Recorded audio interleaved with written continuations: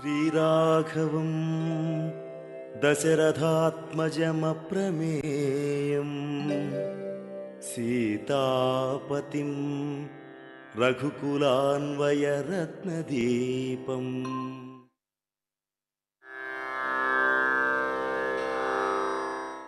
అశ్వమేధశతైరిష్ట్వా తథా బహుసువర్ణకైః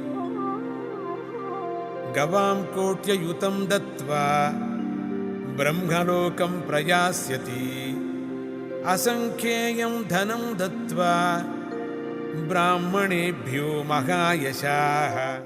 గొప్ప కీర్తిగల రాముడు వందల కొద్ది అశ్వమేధ యాగాలు చేసి అనేక బహు సువర్ణక యాగాలను అంటే బంగారు దానం చేసేటువంటి యాగాలను చేసి దేవతలను పూజించాడు.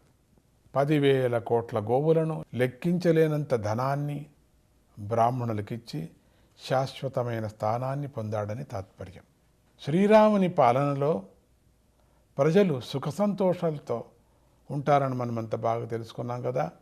మనం చెప్పుకునేది ఉత్తరకాండ గనుక శ్లోక ప్రకారం రాముడు చేయబోయే విషయాలను మనం తెలుసుకుందాం. యజ్ఞము చేయటం వల్ల దేవతలు సంతోషిస్తారు. యజ్ఞంలో వేదమంత్రాలతో సమర్పించిన హవిస్సులను వారు ఆహారంగా స్వీకరిస్తారు.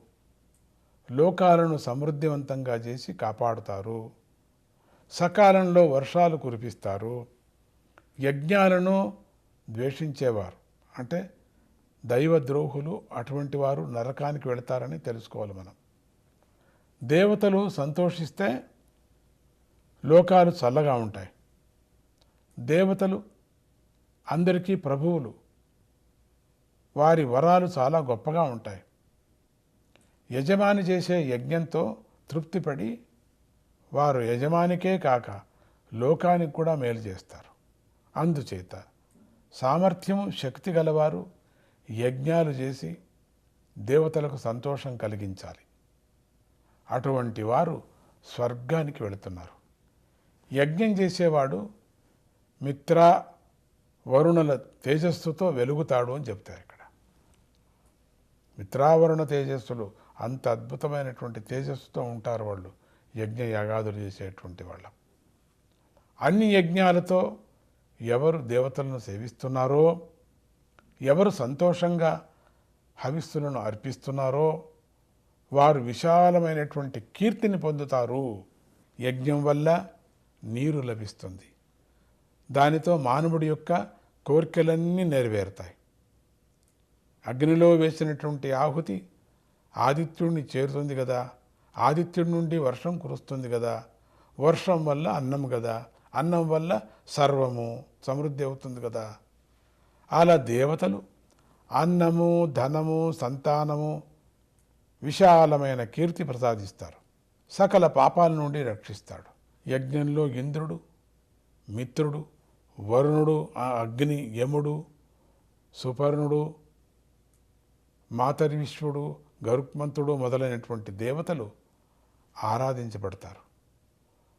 వారు వేరువేరు దేవతలు కాదు, వాళ్ళంతా ఒక్కరే పరమాత్మ. భిన్న రూపాలతో నామాలతో ఉపాసించబడుతూ ఉంటారు. ఆ స్వామి అట్లనే ఉంటాడు. అన్ని రూపాలతోనూ, చిత్ర రూపాలతో, అన్ని పేర్లతో ఉంటాడు.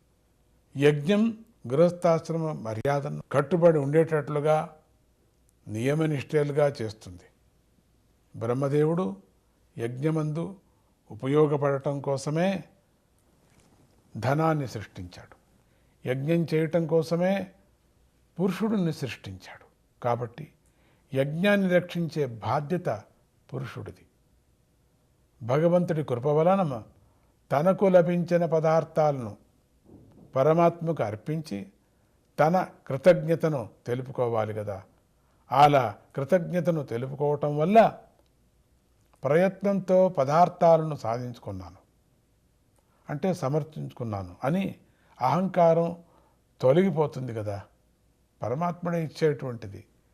యజ్ఞాలకు ఎక్కడి నుంచి తానెక్కడ సృష్టి చేసుకుంటాడు. మానవుడి యొక్క మనస్సు ఉదారమవుతుంది.